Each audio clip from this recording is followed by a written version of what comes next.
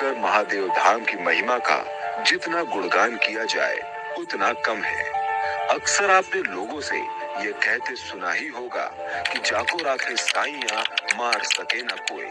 ऐसा ही कुछ श्री करौली शंकर महादेव धाम पहुंचे भक्त अमन वर्मा के साथ घटित हुआ। बीएचयू बनारस से दरबार पहुंचे अमन वर्मा बताते हैं कि वो पहली बार दरबार अपनी बहन के गर्भ में पल रहे बच्चे की अर्जी लेकर आए थे, लेकिन पूर्ण गुरु श्री करौली शंकर महादेव जी ने स्पष्ट कहा कि बच्चे को कुछ नहीं हुआ है, डॉक्टर्स की निगरानी में रखना होगा। दरअसल अमन वर्मा की बड़ी बहन श्री करौली शंकर महादेव धाम से पिछले कई वर्षों से जुड़ी है और 5.5 माह की प्रेग्नेंट थी, लेकिन कुछ असामान्य परेशानियों के चलते दरबार नहीं आ पा रही थी। रूटीन चेकअप के चलते अमन वर्मा की बहन जब डॉक्टर के पास पहुंची तो डॉक्टर स्मिता श्रीवास्तव ने जांच कर बताया कि बच्चा जिस थैली में रहता है वह फट गई है और बच्चा मर चुका है। डॉक्टर ने तुरंत ऑपरेशन करने की सलाह दी, साथ ही समझाया कि अगर ऑपरेशन नहीं किया गया तो आपकी जान को भी खतरा हो सकता है। डॉक्टर की बात सुनने के बाद मानो अमन की बहन के पैरों तले जमीन खिसक गई हो।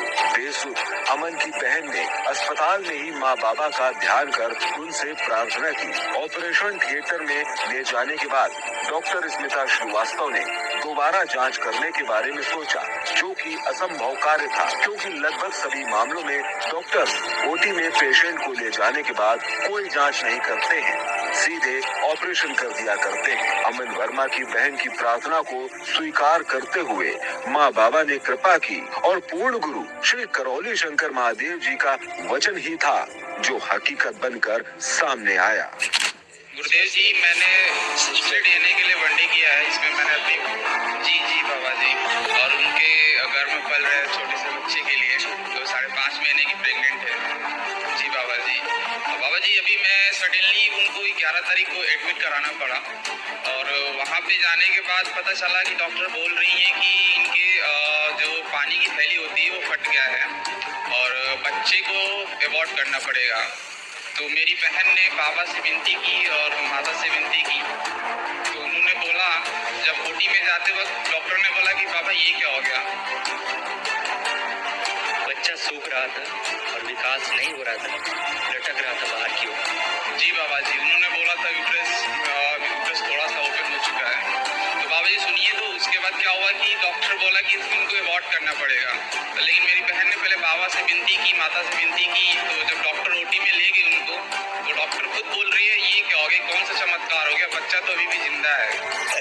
उसके बाद उनको फिर से वापस लाया गया, लेकिन बाबा जी फिर डॉक्टर बोल रहे हैं कि इनके वेजिना में थोड़ा सा इन्फेक्शन हो गया है, रिपोर्ट कभी डाउन कभी अप बताया जा रहा है। इतना ही नहीं, श्री करौली शंकर महादेव जी के प्रभाव से डॉक्टर स्मिता श्रीवास्तव ने भी कहा कि ये चमत्कार कैसे संभव हो पाया और तुरंत ही बच्चे को बचाने के लिए ऑपरेशन कर गर्ल बेबी को NICU में भर्ती कर चिकित्सा शुरू कर दी, जिसके बाद बच्ची और माँ दोनों स्वस्थ हैं और अमन सहित उनका पूरा परिवार माँ बाबा सहित पूर्ण गुरु श्री करौली शंकर महादेव जी का शुक्रिया अदा कर रहे हैं।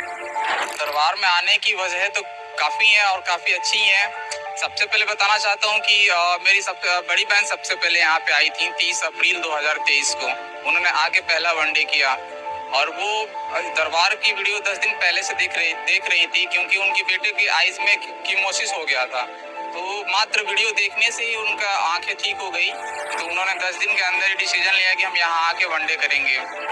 फिर उन्होंने हमें बताया कि आप भी जाओ, तो मैं भी यहाँ पे आया। यहाँ पे आने के बाद मुझे पता चला कि यार यहाँ पे तो कुछ अलग ही दुनिया है। तो फिर मैंने भी वनडे कर लिया। फिर मैंने 1 साल के अंदर हमारे घर में 4 वनडे कर लिए, सारे लोगों ने वनडे कर लिया। और अभी मैं कल आया था अपनी छोटी बहन का वनडे करने के लिए, क्योंकि उसको थोड़ी सी प्रॉब्लम हो गई थी 11 अप्रैल को, इसी 11 अप्रैल को एडमिट हुई हैं, हॉस्पिटल में हुई। तो एक्चुअली क्या हुआ कि डॉक्टर, वो प्रेग्नेंट है 5.5 महीने की। तो डॉक्टर ने उनको जब चेकअप किया तो बोला कि आपकी जो पानी की थैली होती है पेट में, वो फट गया है और आपका बच्चा मर चुका है, इसको एबॉर्ट करना पड़ेगा। तो मेरी बहन डर गई और अब बाबा माँ से तो विनती की कि बाबा माँ इसको बचा लीजिए। तो जब डॉक्टर उनको ओटी में ले गए अबॉर्ट करने के लिए, तो उससे पहले उन्होंने सोचा कि एक बार फिर से चेक कर लिया जाए।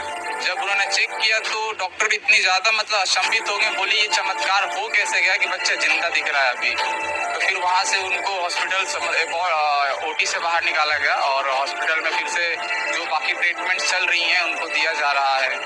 और कल बाबा जी से भी मेरी बात हुई तो बाबा जी ने बताया कि सब ठीक हो जाएगा, थोड़ा सा बच्चे की प्रॉब्लम है और उनको डॉक्टर के ऑब्जर्वेशन में रखेंगे तो सारी चीज़ें सही हो जाएंगी। तो ये मेरा अनुभव था इस दरबार से।